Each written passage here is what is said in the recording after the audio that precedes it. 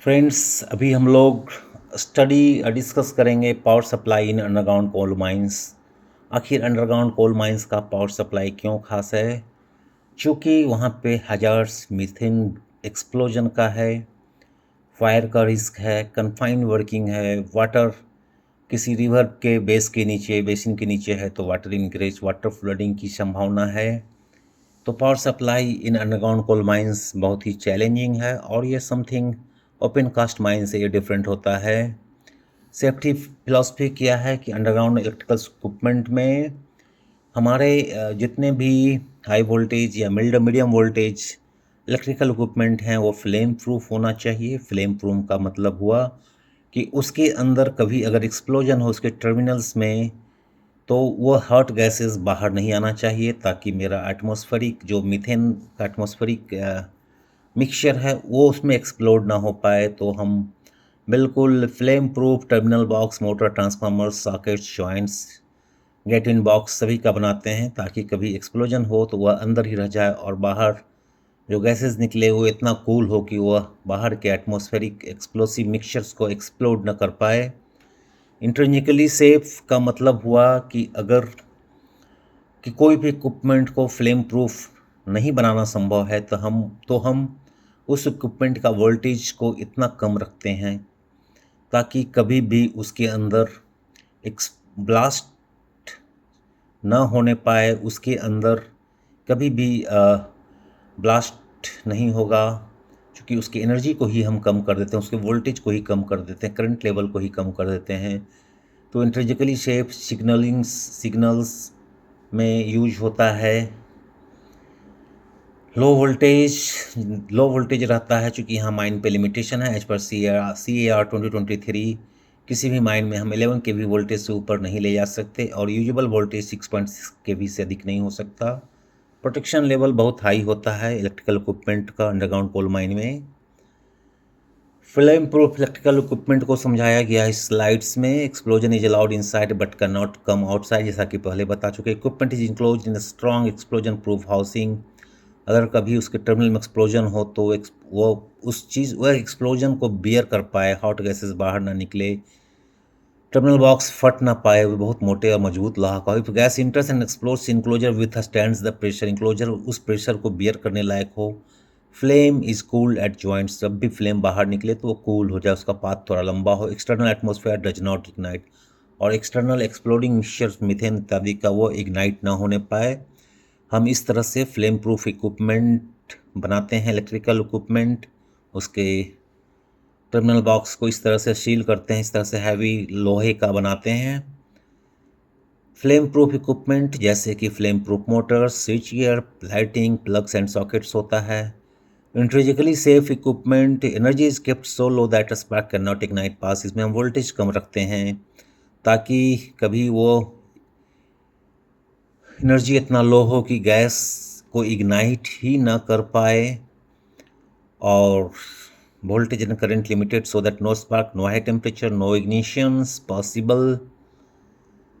Examples of intelligently safe equipment: gas detectors, sensors, instrumentation circuits, PLC signals and communication devices सारे intrinsically safe equipment होते हैं। Underground mine power flow में जो है grid से mine receiving substations आता है, उस सब्सिडरी का, जहाँ पे टोटल हम MP ट्रांसमिशन जो भी ट्रांसमिशन कंपनी से पावर लेते हैं या डिस्ट्रीब्यूशन कंपनी से पावर लेते हैं, अगर 33 kV से नीचे लेते हैं तो पिट टॉप सबस्टेशन में आता है, फिर अंडरग्राउंड सबस्टेशन में जाता है, फिर वो लोड को जाता। पिट टॉप सबस्टेशंस अंडरग्राउंड फीडर्स को पावर देता, वाइंडर्स को देता और वेंटिलेशन फैंस को देता। मेथड्स सॉफ्ट केबल से या इंक्लाइंड केबल से ले जाते हैं। अंडरग्राउंड सबस्टेशंस क्यों बनाया जाता है? जो है inside mine to receive power from the surface and distribute it safely to underground loads like pumps, conveyors, shearers, fans and drilling. Underground coal substations जो है वो अंडरग्राउंड बनाया जाता और वहाँ से पावर को हम वोल्टेज डाउन करके हम उसके पंप्स, कन्वेयर, शीयरर, फैंस और ड्रिल से लाइटिंग को देते हैं। चूँकि अंडरग्राउंड सबस्टेशन में सारी चीज़ें फ्लेम प्रूफ होना चाहिए, चूँकि अंडरग्राउंड कोल माइन में मीथेन गैस और कोल डस्ट प्रेजेंट रहता है, वो बहुत ही एक्सप्लोडिंग मिक्सचर होता है। इसलिए रिलायबिलिटी के हिसाब से हमें फ्लेम प्रूफ इक्विपमेंट का ही यूज करना है। और अंडरग्राउंड सबस्टेशन बनाने की ज़रूरत इसलिए पड़ती है कि जैसा कि हम जानते हैं कि अगर केबल लंबा होगा तो वोल्टेज ड्रॉप होगा, केबल का रेजिस्टेंस बढ़ेगा तो वोल्टेज ड्रॉप होगा, वोल्टेज ड्रॉप होगा तो मोटर के स्टार्टिंग में इश्यू आएंगी। और अगर करंट जैसे कि बड़े मोटर्स हैं तो करंट ज़्यादा हो जाएंगे लो वोल्टेज में, तो फिर केबल साइज बड़ा हो जाएगा। इसलिए माइन के लोड के पास ले जा कर के हम वोल्टेज को रिड्यूस करते हैं माइन सबस्टेशन, अंडरग्राउंड सबस्टेशन में, ताकि हमारे पंप मोटर स्मूथली चलें, पावर लॉस कम हो, रिलायबिलिटी का इश्यूज मेंटेन हो।